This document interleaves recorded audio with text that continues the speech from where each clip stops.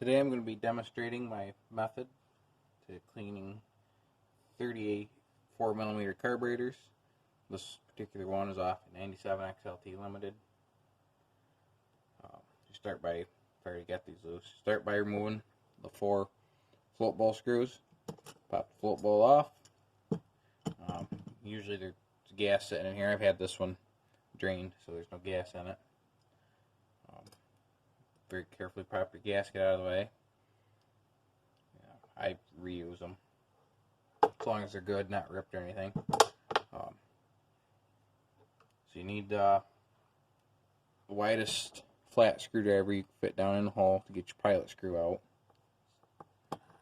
Sometimes they like to stick in there. This one came out really good. Pop that out, and that's your pilot jet. A lot of times they'll stick in there. It's just a flat blade screwdriver. You can take a hammer with your screwdriver in there.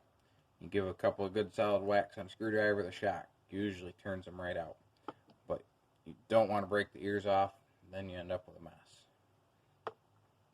Your main jet, I believe the actual size is smaller than 9mm. Right. A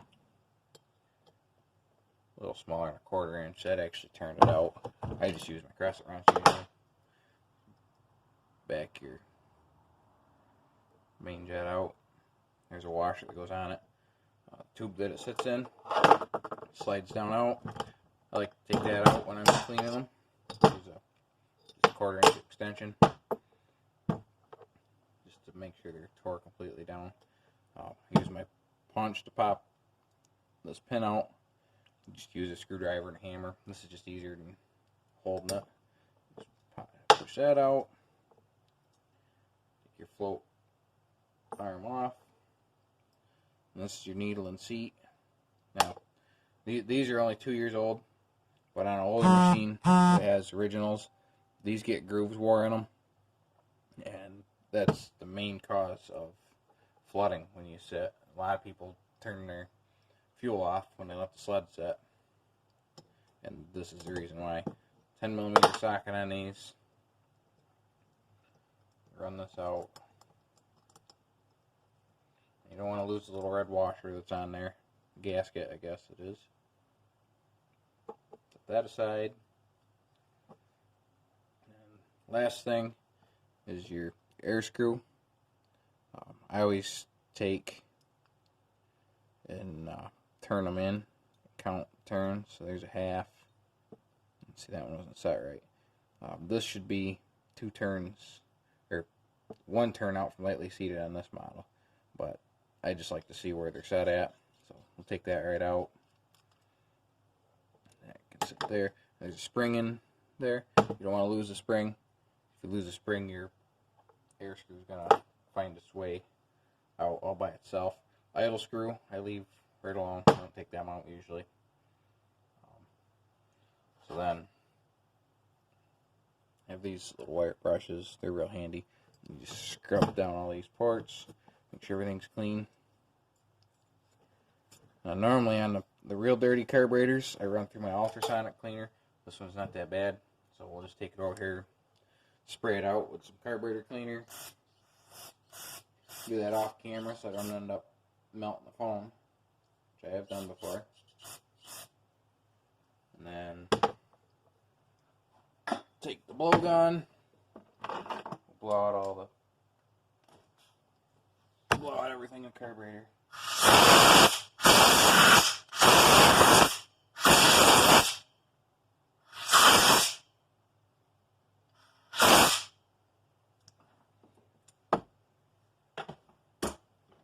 That's a very important step.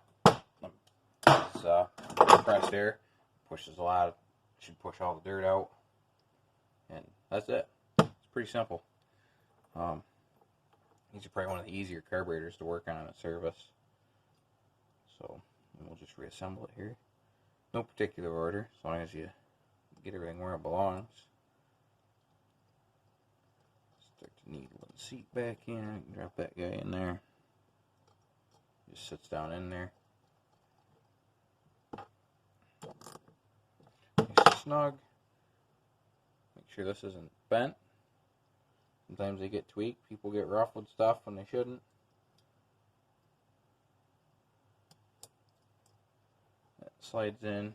You just use a screwdriver, make it sit in there nice.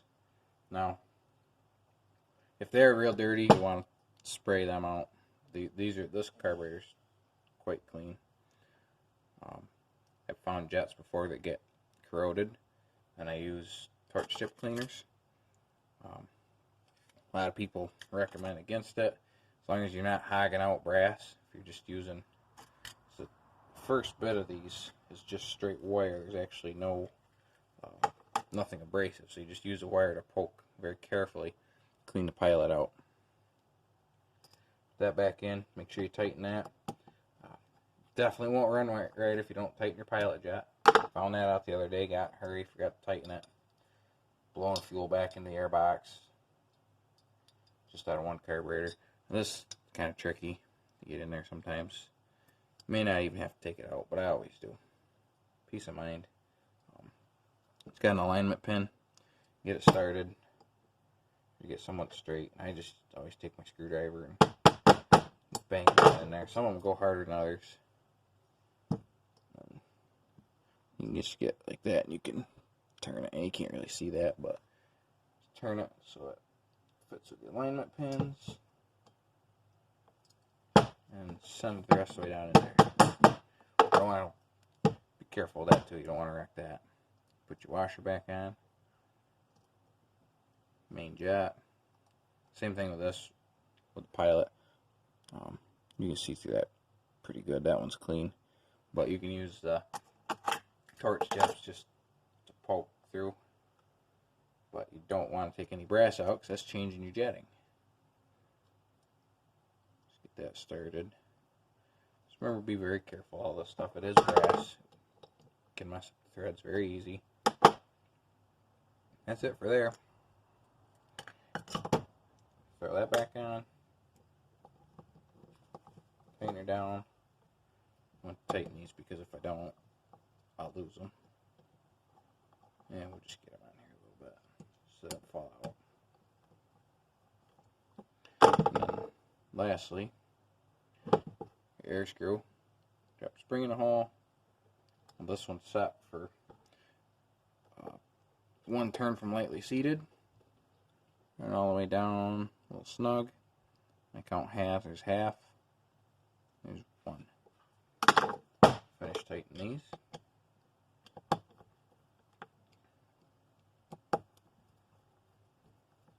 And it's time to go back on the snowmobile. That's all there is to it. Pretty simple. I know their carburetors are intimidating, especially to when you're first getting into snowmobiling. It wasn't that long ago. I was not real excited about tearing them down, cleaning them. But they're easy. Thanks for watching.